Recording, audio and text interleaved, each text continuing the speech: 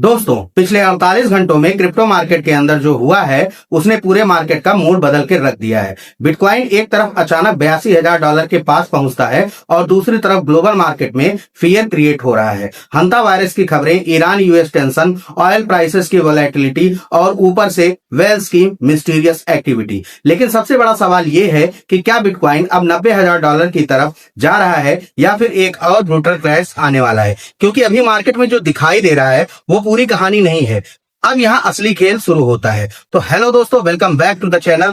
अगर आप daily crypto updates, market analysis और हिडन अपॉर्चुनिटीज मिस नहीं करना चाहते हो तो अभी चैनल को सब्सक्राइब कर लो और बेल आइकन दबाना बिल्कुल भी मत भूलना। साथ ही हमारा टेलीग्राम ग्रुप, इंस्टाग्राम और ट्विटर भी ज्वाइन कर सकते हो क्योंकि वहां पर इंस्टेंट अपडेट सबसे पहले आप लोगों को मिलती है। चलो अब बिना टाइम वेस्ट किए सीधे चलते हैं मार्केट की सबसे इंपॉर्टेंट स्टोरी पर। तो सबसे पहले बात करते हैं बिटकॉइन की। पिछले कुछ दिनों में बिटकॉइन ने अचानक मोमेंटम पकड़ा है और मार्केट में एक्साइटमेंट वापस आने लगी है। प्राइस सीधे $82,000 के आसपास तक पहुंच गया है, लेकिन वहीं से सेलिंग प्रेशर भी देखने को मिला हुआ है। अब नॉर्मली रिटेल इन्वेस्टर्स क्या सोचते हैं, प्राइस ऊपर गया मतलब बुल रन शुरू हो गया है। लेकिन जो लोग ये नहीं समझते वो सबसे बड़ी गलती करते हैं। क्रिप्टो मार्केट सिर्फ चार्ट से नहीं चलता, इसके पीछे साइकोलॉजी, लिक्विडिटी और ग्लोबल माइक्रो फैक्टर्स भी काम करते हैं और अभी एग्जैक्टली वही हो रहा है। दोस्तों, एक तरफ इन्वेस्टर्स रिस्क एसेट्स में इंटरेस्ट दिखा रहे हैं, दूसरी तरफ ग्लोबल अनसर्टेनिटी लगातार बढ़ रही है। हंता वायरस की खबरें सडनली हेडलाइंस में आने लगी।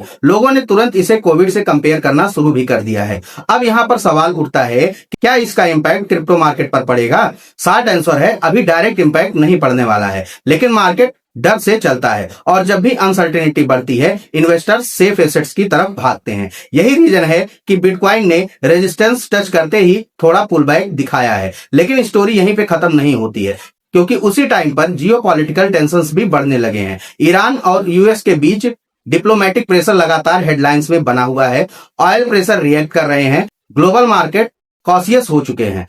अब अगर आपको क्रिप्टो मार्केट समझना है तो एक चीज हमेशा याद रखना पड़ेगा, बिटकॉइन सिर्फ क्रिप्टो एसेट से नहीं, अब ये ग्लोबल माइक्रो एसेट्स भी बन चुका है। जब ऑयल ऊपर जाता है, इन्फ्लेशन फियर्स बढ़ते हैं, फेडरल रिजर्व एग्रेसिव हो सकता है और रिस्क एसेट्स पर प्रेशर आता है। और यहीं पर ट्विस्ट आता है। फेड की पॉलिसी अभी मार्केट का सबसे बड़ा ट्रिगर बनी हुई है। अगर फेड फ्यूचर में इंटरेस्ट रेट सॉफ्टन करता है, लिक्विडिटी वापस मार्केट में आती है तो बिटकॉइन एक्सप्लोसिव मूव दे सकता है, क्योंकि इंस्टीट्यूशंस अभी साइड लाइन्स पर बैठे हुए हैं। और इसका सबसे बड़ा प्रूफ हमें ईटीएफ इनफ्लोज में देखने को मिल रहा है। जब भी स्पॉट बिटकॉइन ईटीएफ में स्ट्रॉन्ग इनफ्लोज आते हैं, मार्केट इंस्टेंटली रिएक्ट करता है, वेल्स क्वाइटली एक्यूमुलेशन शुरू कर देते हैं। रिटेल इन्वेस्टर्स को लगता है दोस्तों कि मार्केट बोरिंग है, लेकिन स्पॉट मनी उसी टाइम एंट्रीज लेता है और अभी ऑन चेन डेटा भी कुछ ऐसा ही सिग्नल दे रहा है। लार्ज वेल लगातार बिटकॉइन होल्ड कर रही हैं, एक्सचेंज से बिटकॉइन बाहर निकल रहा है।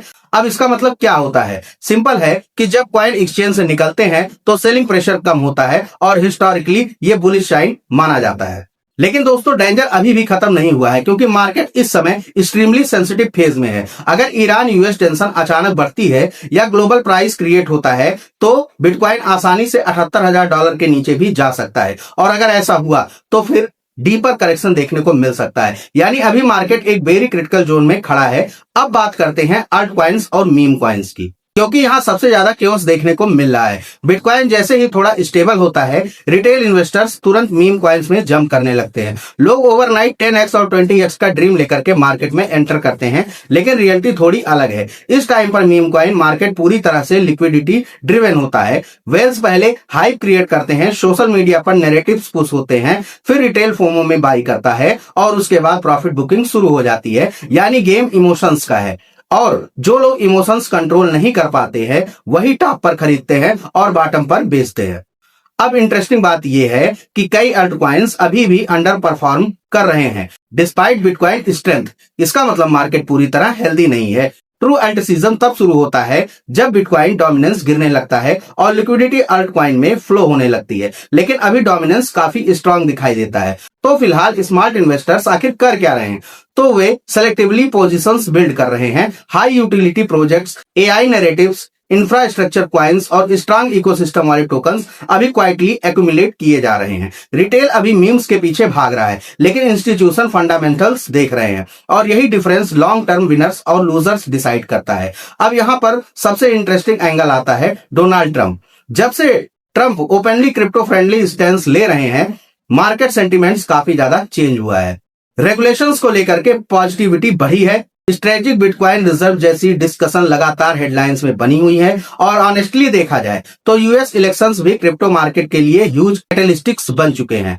अगर प्रो क्रिप्टो एनवायरनमेंट और स्ट्रांग होता है तो इंस्टीट्यूशनल एडॉप्शन तेजी से बढ़ सकता है। कॉइनबेस, माइक्रो स्ट्रेटजी और बड़े फंड्स ऑलरेडी एग्रेसिव पोजीशंस कर रहे हैं और मार्केट फ्यूचर को प्राइस इन करना शुरू कर चुका है। लेकिन रिमेंबर, क्रिप्टो मार्केट हमेशा एक्सपेक्टेशंस पर चलता है। अगर एक्सपेक्टेशंस पूरी नहीं हुई तो वही मार्केट ब्रूटल करेक्शन भी देता है। अब बात करते हैं फ्यूचर सिनारियोज की। सबसे पहले बुलिश सिनारियो। दोस्तों, अगर बिटकॉइन सक्सेसफुली $82,000 के ऊपर स्ट्रांग ब्रेकआउट देता है, ईटीएफ इनफ्लोज कंटिन्यू रहते हैं, फेड सॉफ्ट स्टैंस दिखाता है और जियोपॉलिटिकल टेंशन कूल डाउन होती है, तो बिटकॉइन बहुत तेजी से $90,000 से $92,000 जोन तक रैली कर सकता है। उस सिचुएशन में अल्ट कॉइन भी एग्रेसिवली पंप दिखा सकते हैं। फियर जल्दी ग्रीड में कन्वर्ट हो जाएगा, रिटेल वापस मार्केट में आएगा और सोशल मीडिया पर फिर से न्यू ऑल टाइम हाई वाली बातें शुरू हो जाएंगी।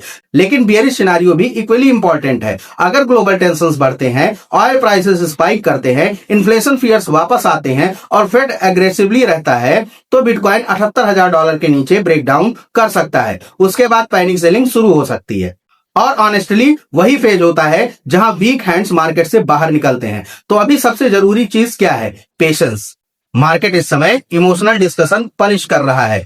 फोमो में एंट्रीज लेना, लिवरेज ओवर यूज करना या रैंडम मीम कॉइन चेस करना, ये सब डेंजरस हो सकता है। स्मार्ट मनी अभी ऑब्जर्व कर रहा है, धीरे धीरे एक्युमुलेट कर रहा है और क्लियर कंफर्मेशन का वेट कर रहा है। और शायद यही सबसे बड़ा लेसन है। क्रिप्टो मार्केट में पैसा इंफॉर्मेशन से नहीं, डिसिप्लिन से बनता है। तो दोस्तों, फिलहाल मार्केट की ओवरऑल सिचुएशंस यही है। बिटकॉइन अभी एक डिसेसिव जोन में है, वेल्स एक्टिव हैं, ग्लोबल टेंशंस मार्केट को इन्फ्लुएंस कर रहे हैं और आने वाले कुछ हफ्तों में पूरे क्रिप्टो मार्केट के डायरेक्शन को डिसाइड कर सकते हैं। तो आईज ओपन रखो, इमोशंस कंट्रोल में रखो और हमेशा रिस्क मैनेजमेंट फॉलो करो। अगर आपको ये वीडियो पसंद आई हो तो वीडियो को एक लाइक जरूर करना, चैनल को सब्सक्राइब कर लेना और कमेंट करके बताना कि आपको क्या लगता है, बिटकॉइन पहले $90,000 जाएगा या पहले करेक्शन आएगा।